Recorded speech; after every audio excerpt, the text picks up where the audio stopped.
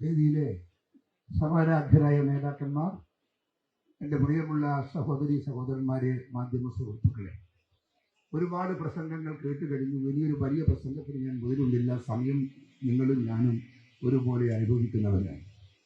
ചുരുങ്ങിയ വാക്കിൽ ഞാൻ എൻ്റെ വാക്കുകൾ അവസാനിപ്പിക്കും. ഈ പ്രശ്നം ഈ നാടിൻ്റെ നിലനിൽപ്പിന്റെ പ്രശ്നമാണ്. ഈ പ്രശ്നം ഇവിടം കൊണ്ട് അവസാനിപ്പിക്കേണ്ട പ്രശ്നമല്ല.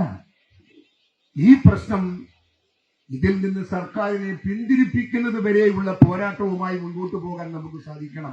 അത് ഏതറ്റം വരെ പോകാൻ സാധിക്കുമോ അവിടെ പോകാൻ ഇന്റർനാഷണൽ കോൺഗ്രസിന് കരുത്തുണ്ട്, ശക്തിയുണ്ട്, മനക്കരുത്തുണ്ട്. അത് ഈ നാട്ടിലെ ജനങ്ങൾക്ക് കാട്ടിക്കൊടുക്കാനും ഭരണകൂടത്തിന് കാട്ടിക്കൊടുക്കാനും ഒരു പാഠം പഠിപ്പിക്കാനും സാധിക്കുന്ന രീതിയിൽ നമുക്ക് ചിന്തിക്കണം, നമുക്ക് പോകണം.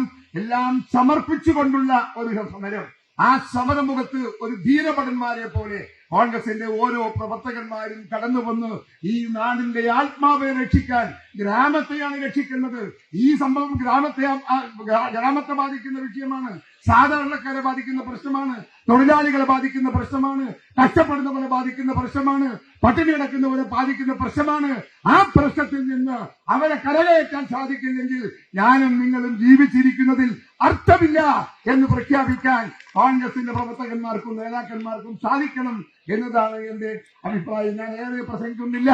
ഈ സമരവുമായി കോൺഗ്രസ് മുമ്പോട്ട് പോകണം. അത് കേരളത്തിൽ മാത്രമല്ല, അത് ഇന്ത്യയിലെ മുക്കിലും മൂലയിലും ഈ സമരം എത്തിക്കാൻ ഇന്ത്യൻ നാഷണൽ കോൺഗ്രസിന്, ജനാധിപത്യ മതേതര ശക്തികൾക്ക് സാധിക്കേണ്ടതായിട്ടുണ്ട്.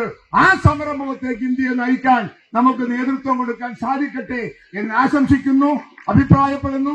നിങ്ങളുടെ മുമ്പിൽ ഞാൻ നമസ്കാരം പറഞ്ഞുകൊണ്ട് എന്റെ വാക്കുകൾ ഞാൻ അവസാനിപ്പിക്കുന്നു. നമസ്കാരം. ജയ് ഹിന്ദ്.